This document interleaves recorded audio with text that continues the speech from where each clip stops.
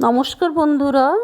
শীতকালে অন্যতম একটা সবজি হচ্ছে শিম। শিমে রয়েছে নানা ধরনের খনিজ পদার্থ, তাছাড়া ফাইবার, আয়রন, ক্যালসিয়াম, প্রচুর পরিমাণে খনিজ পদার্থ থাকায় চুল পড়ার সমস্যা কমাতে সাহায্য করে, অ্যান্টিঅক্সিডেন্ট, রোগ প্রতিরোধের করে। তাছাড়া শিম রান্না করে খেতেও সুস্বাদু।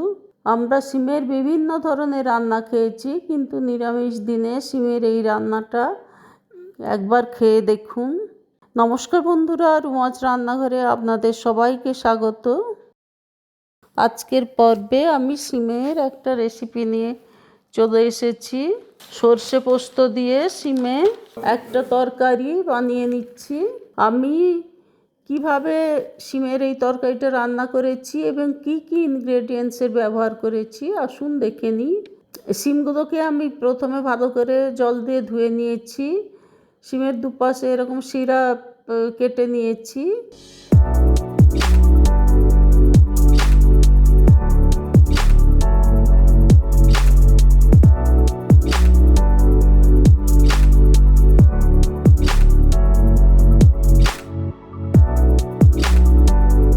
আমি দুটো কাঁচা লঙ্কা নিয়েছি, 2 চা চামচ সাদা তেল নিয়েছি, 4 চা চামচ পোস্ত নিয়েছি, কালো জিরে 1 চামচ নিয়েছি। এরপর সর্ষে পোস্ত, কাঁচা লঙ্কা দুটো দিয়ে একটা পেস্ট বানিয়ে নিচ্ছি। এখন কড়াইটাকে গ্যাস স্টোভে বসিয়ে দিচ্ছি। কড়াইটা গরম হলে 2 টেবিল চামচ তেল দিয়ে আগে থেকে কেটে রাখা শিমগুলো দিয়ে দিচ্ছি। এখন শিমে স্বাদ মতো নুন ও হলুদ 1.5 চা চামচ দিয়ে ভালো করে নেড়ে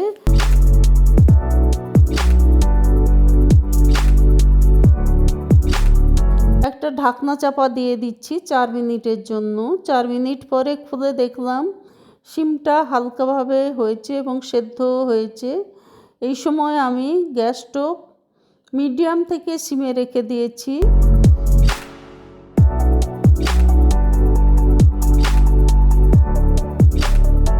তারপর কড়াতে সাদা 2 টেবিল চামচ তেল দিয়ে কালো জিরে 1 চা চামচ ফোড়ন দিয়ে দিচ্ছি এবং কাঁচা লঙ্কা চিড়ে দিয়ে দিচ্ছি। কালো জিরে ফোড়ন থেকে একটা গন্ধ ছাড়তে শুরু করবে। আমি সর্ষে পোস্তটা দিয়ে দিচ্ছি, ভালো করে নেড়ে নিচ্ছি। এরপর এই মশলাগুলো থেকে একটু তেল ছাড়তে শুরু করবে।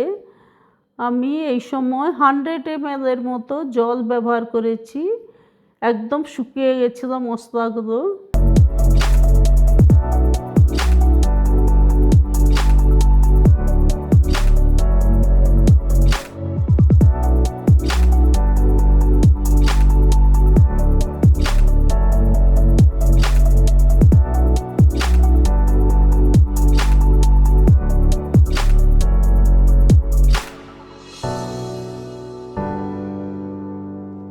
এখন আমি হালকা করে ভেজে রাখা শিম দিয়ে দিচ্ছি।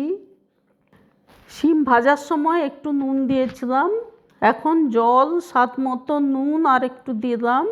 এরপর ঢাকনা চাপা দিয়ে 5 মিনিটের জন্য রেখে দিয়েছি। মাঝখানে ঢাকনা খুলে একবার দেখে নিয়ে আবার ঢাকনা চাপা দিয়ে দিয়েছিলাম।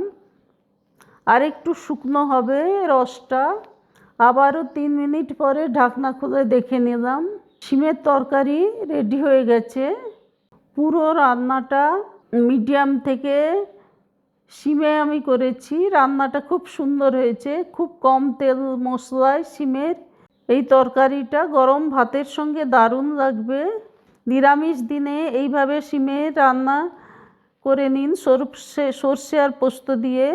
অন্য একটা পাত্রে আমি শিমের তরকারিটা চেঞ্জ করে নিচ্ছি। শিমের তরকারিটা পরিবেশনের জন্য রেডি হয়ে গেছে।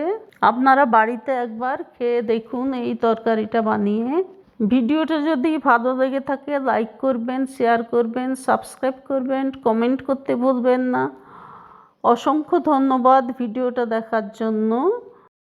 আপনাদের পাশে থাকতে অনুরোধ করছি। অসংখ্য ধন্যবাদ। সবাই ভালো থাকবেন, সুস্থ থাকবেন।